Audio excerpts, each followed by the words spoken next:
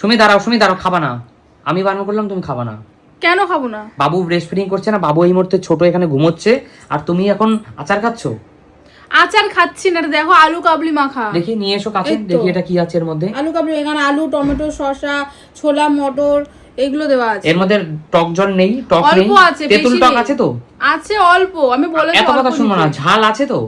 আছে অল্প। তাহলে তুমি এইগুলো খাচ্ছো? কি হবে খেলে বলো? আমি তো টকের কিছুই খাচ্ছি না, তুমি দেখো আচার খাচ্ছ, আমি কি খাচ্ছি? তুমি জানো সবাই কি বলে? তুমি কি জানো সেটা?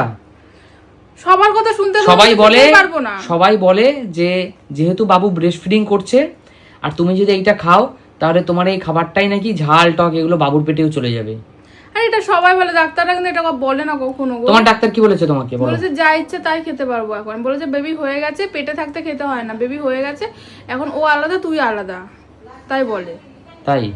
তাহলে একটুখানি খাই, অল্প খেয়ে দিয়ে দেবো, যাও, সবার কথাই মানলাম। এইগুলো শুনে শোনো, ডক্টররা অনেক সময় বলে এগুলো, কিন্তু মেডিকেল সায়েন্স হয়তো ঠিকই, কিন্তু এর সাথে যে ঠাকুমা, আমার মা, দিদা, তোমার মা, এটা যে বলে যে আচার টক ঝাল মিষ্টি এগুলো, বাড়ির লোকটা তো কিছু খেতেই দিচ্ছে না আমাকে, চাটনি করলেও দিচ্ছে না খেতে। তুমি খেও না, এই কটা দিন না খেলে কি হবে বলো? কতদিন খাবো না বলো? তুমি এই কটা দিন খেও না, আর আমি এইটা খেয়ে নিচ্ছি। হ্যাঁ তাহলে এত সুন্দর তুমি একা খাচ্ছ, তুমি দাওনি আমাকে একটু।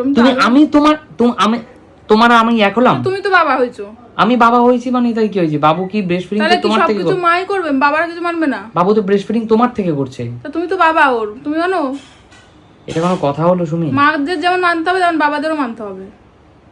তোমার সাথে তর্কে পারবো না, তুমি আচারটা খেও না সুমি, রেখে দাও। অল্প খেয়ে রেখে দিই, একটুখানি খাই। খেও না সুমি।